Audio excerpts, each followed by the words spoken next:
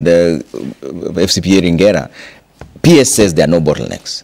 But even from the complaints online right now, the students are saying some of us don't have IDs and therefore we cannot apply.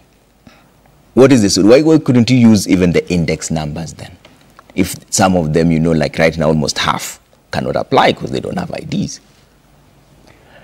Thank you, Trevor. I'm not sure that it's more than half who can't apply because they don't have IDs. It's your figures that said only 79,000 have applied, 74,000 are yet to apply. Because the process is going on. Even as the peers announced those numbers, we have seen growth by about 2,000 since morning when it was announced. So that report continues, and that's the normal thing that we normally see within any application cycle. And that is why, as funding agencies, we open it for a long period of time, of course, timing the date of the universities when they are opening.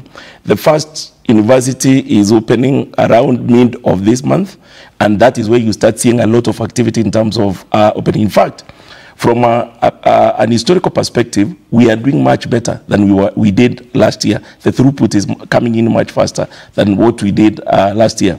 Now, as a PSC is about disinformation and misinformation, that is yet another one. Remember the mantra of this new funding model, leaving nobody behind. And that is what government has lived up to. Nobody is going to be left behind, whether you have the ID or you don't have the ID. How are they supposed to apply without the ID number? With the index numbers. Is that valid? Because it is valid. Are sending me feedback right now saying that they can't apply. They can apply. They don't have an ID.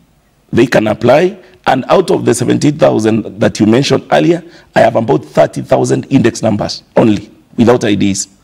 So there couldn't be other challenges of such a person who is trying to apply, and that is why we have done a lot of support system across the country, whether it is through our Huduma centers, whether it is through the contact centers of funding agencies, which guide people on how to be able to clear the issue of index numbers in case there's a bottleneck that has come in.